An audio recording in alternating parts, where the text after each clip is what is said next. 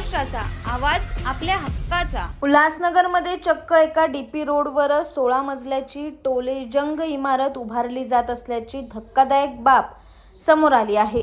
या प्रकरणी उल्हासनगर महानगरपालिकेने ही इमारत पाडण्याची नोटीस संबंधित बिल्डरला बजावली असून यात पालिकेचे काही अधिकारीही अडचणीत येण्याची शक्यता आहे।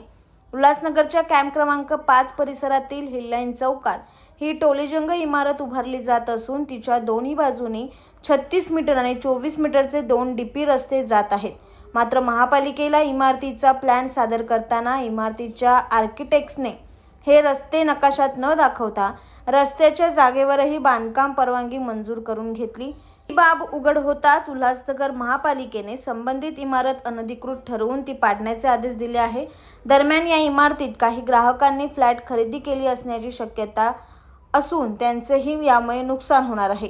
बिल्डरने ही इमारत स्वतःहून पाडली नाही तर महापालिका ती निष्कासित करेल असंही उल्हासनगर पालिकेने या बिल्डरला दिलेल्या नोटीसमध्ये म्हटलं असून या संपूर्ण प्रकरणात कोणतीही खातरजमा न करता बांधकाम परवानगी देणारे उल्हासनगर महापालिकेच्या नगररचना विभागातील काही अधिकारी आणि कर्मचारीही चांगलेच गोत्यात येण्याची शक्यता आहे। तुमच्या परिसरातील काही घडामोडी किंवा समस्या असतील तर आमच्या वृत्तवाहिनीला संपर्क करा आणि तसेच सतत अपडेट राहण्यासाठी आमच्या वृत्तवाहिनीला सबस्क्राइब करा आणि बेल आयकॉन दाबायला विसरू नका।